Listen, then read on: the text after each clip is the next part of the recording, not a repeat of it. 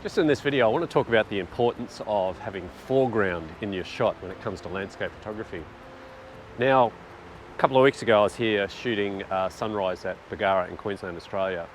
And when I was doing a recce, walking around the foreshore here, I noticed there was this amazing tree that I'm under now, set up. And I got my photo pills app out and I thought, oh gee, I wonder where the sun would be coming up from about here. And I looked through and it was this amazing window, the way the tree was framed with a wide angle lens on the Nikon D850.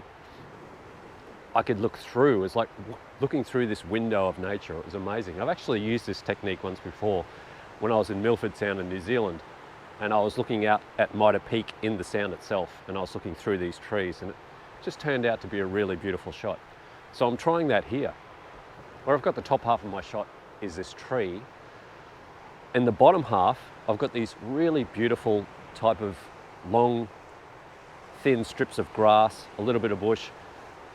Then the next layer, I've got like these little mangroves as the tide's coming in. And then the next layer after that, I've got the sun coming up. Now, I've got a lot of cloud on the horizon, but I think that sun should just peek up over top of the cloud, and that's when I'm going to go for my shot. But what a beautiful morning. Anything to be here shooting at beautiful Bargara. Fantastic.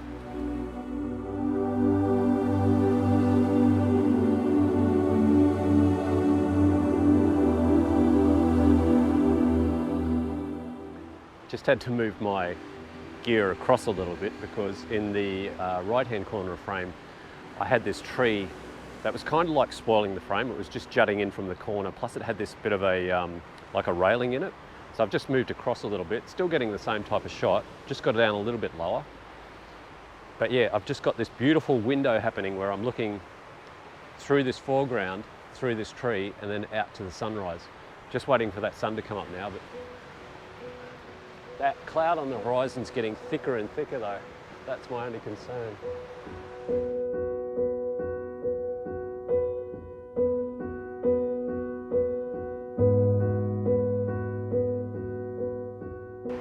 So I'm really happy with the framing of this shot. The way the tree is coming over the top and the way the grass is happening along the bottom. I'm getting that type of letterbox effect where, you know, when you see in those CinemaScope type films, you've got the black bars top and bottom. In this case, I've got nature. If you think about foreground in landscape photography in cinematic terms, it's equivalent to having a second dramatic story running in conjunction with your main story.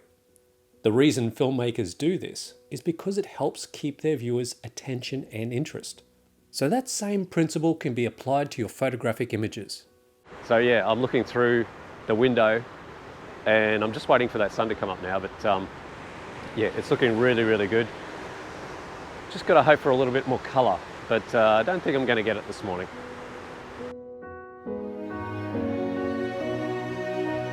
So when it comes for the settings on the Nikon D850, I've got my 16 to 35mm lens on. I'm sitting at about somewhere between 20 and 24mm, and I've got ISO 64, f11, and I'm shooting at about 1/10 of a second. Now, what I might do is I might bracket this one where I do an exposure for the tree and the foreground here, as well as I'll get an exposure from the background. So just two different exposures that I can blend together in Photoshop.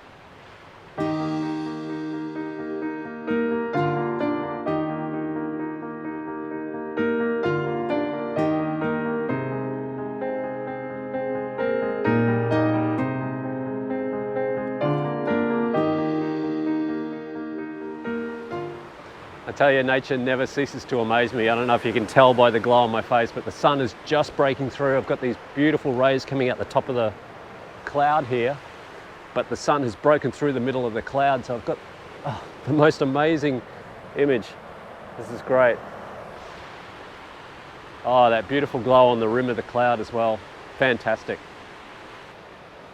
This is amazing. Look at the beams of light coming through the bottom of that cloud.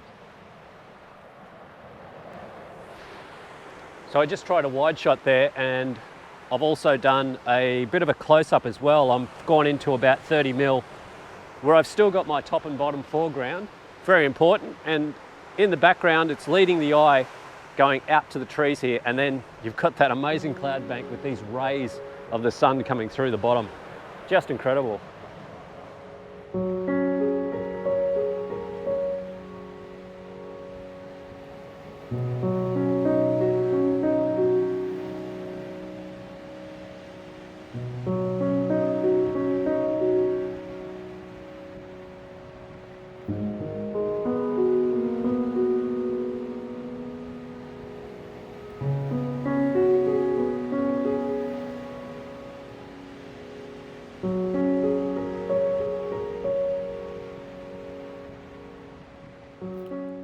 So the next time you're out, give it a shot with your landscape photos. Compose an image looking through a set of trees or leaves, or place things in the foreground that will give your image that little extra dimension and attentiveness for you and others seeing your photos to enjoy.